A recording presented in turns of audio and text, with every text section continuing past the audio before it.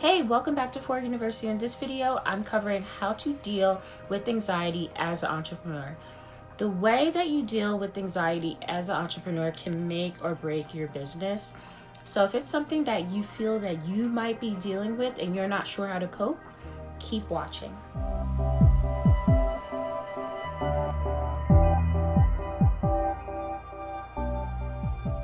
I'm Master Hypnotherapist Juliet.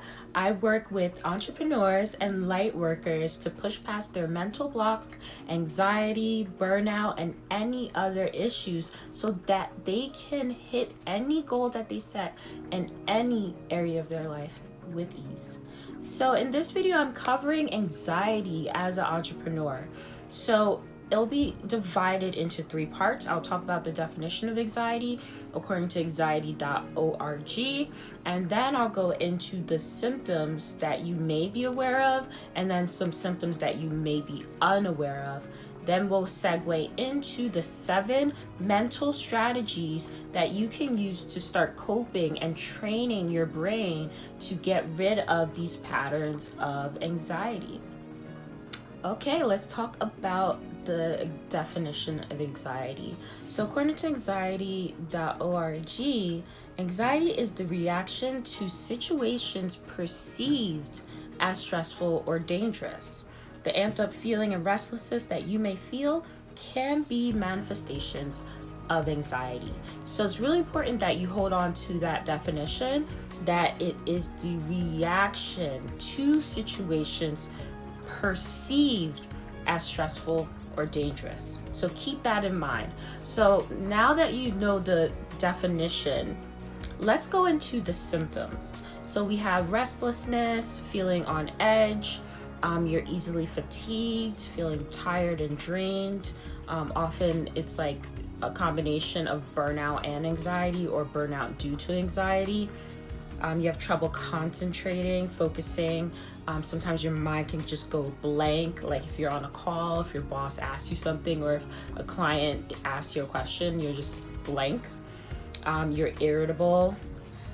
You have, neck or back pains, muscle tension. You have difficulty controlling feelings of worry. You have sleep problems, difficulty falling and staying asleep, or if you do fall asleep, it's just not satisfying. So a few symptoms that I notice within myself and within my clients, who are high performers, because with anxiety and high performers, you don't really notice it because it looks like we have our shit together when we're really just holding everything together so tightly like this, that if just like one little whoop, and it'll just fall apart. So you notice with high performers, or my clients who are entrepreneurs that are making multiple 6 figures, 7 figures, they got to that place, for a reason. And so even though they may have anxiety or dealing with anxiety, they've created some coping mechanisms that have been able to help them keep their business together, but they're still suffering internally and getting that feeling of exhaustion from trying to constantly hold everything together. So you have each hour of the day planned. You always need aesthetic order, where everything has to be aesthetic or pleasing to the eye. Like there can't be clutter or chaos even on your social media. I know that I experience some triggers with Instagram. If my feed isn't like one cohesive color or theme, then it makes me feel off, and just needing to stay busy. Like you go from one launch to the next, one project to the next.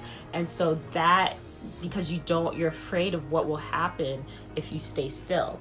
If your mind has time to pause and think, then you feel like you're just going to be worrying during that pause, that time in between projects. So you try to stay busy. And so these symptoms, and then the strategies that you created to keep yourself busy and keep things organized, have an expiration date.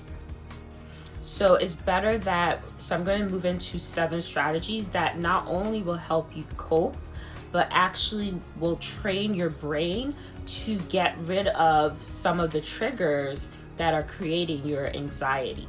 So it's not a matter of just like sealing the plug or the leak with, you know, tissue or newspaper. It's really trying to replace the roof piece by piece, so you don't have leaks to begin with. So let's move into the 7 mental strategies to help you deal with anxiety as an entrepreneur. Now that you understand what anxiety is and you might have recognized some of the symptoms, let's go into the mental strategies and basically the system, the best coping system aside from hypnotherapy that you can start to do to train your brain to release those patterns that create those anxious feelings for you. So I understand that you may be scheduling every hour of your day right now, and you're trying to keep everything orderly and organized, and you're trying to keep busy. But what if you just started to address the root of the problem? So make a list. The first thing that you need to do is make a list, a fret list. Everything that, if you remember the definition of anxiety, the perceived danger and stressfulness, things that you perceive to be dangerous or stressful, make a list of those things. So make that list. It can be as long or as short as you need it to be. It's up to you. No one's going to see this. And so once you make that list, the second thing that you should do is schedule time to fret. Your fret list. So you have that list of things that you worry about. So now schedule a time in the day where you can just worry. Just get it out of your system. Instead of having it below the surface for the rest of the day, get it out of your system either at night or in the morning. Write it all down and get that worry out of your system. And so as you go through this list and you set this time, you should create a ritual. And make sure this time the third thing is to create the fret ritual. And so spend this time alone. So when you create your list and you schedule this time and you then spend this time worrying, do it alone. And make sure you just think about what is bothering you and then brainstorm 3 solutions to what is bothering you. Minimum of 3 solutions to each thing on your list that's bothering you. Okay? So once you brainstorm 3 solutions to everything that is bothering you, then this is when it gets tricky. Then you need to think about the worst case scenario for each. What is the worst thing that could happen? And write it down. And then think of 3 solutions or ways that you would deal with the worst case scenario. And I want you to then visualize yourself overcoming the worst case scenario. Worst case scenario. Let's move into the 5th mental strategy, which is thinking of the best case scenario. So it's important that during the first 4 steps, they're all at once. And so then you go into the best case scenario immediately after you think of the worst. And for whatever is bothering you, think about the best thing that can happen. And then now I want you to see, hear, feel this experience. Feel the scenario. Feel the feelings of relief, of excitement, of elation. Lean into those feelings so you can end your fret session with those feelings. So now you went through those 4 steps. You've created your list, you scheduled your time, then you are alone and you took this moment to brainstorm 3 solutions to the issues on your list. Then you then you went above and beyond and thought about the worst case scenario and thought of solutions to the worst case scenario. Now you're envisioning the best case scenario, and you're leaning into those feelings, and you're ending the session with those amazing feelings. Now, if you've done the session and you're going about your day, but you still have intrusive thoughts or feelings of anxiousness or anxious thoughts come across you, that is when you would do the 6th mental strategy, which is a pattern interrupt. So if you think of an anxious thought or a thought that would make you anxious, do something like clap or say no, no, no, or, cross your eyes, something that you don't usually do to signal to your brain that this is not a thought pattern that is no longer, that's still part of our existence. So that is a pattern interrupt, and that's from cognitive behavioral therapy. So you're training your brain to start a new pattern when it comes to thinking about a certain thing.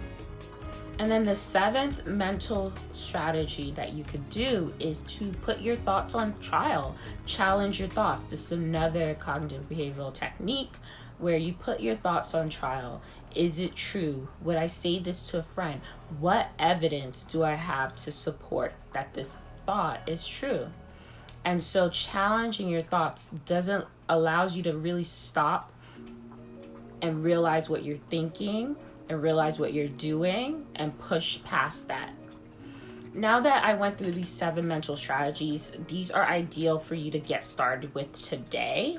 But the larger picture and the scope of things, the 2 things that you really, really need to do to push past anxiety is to do identity work.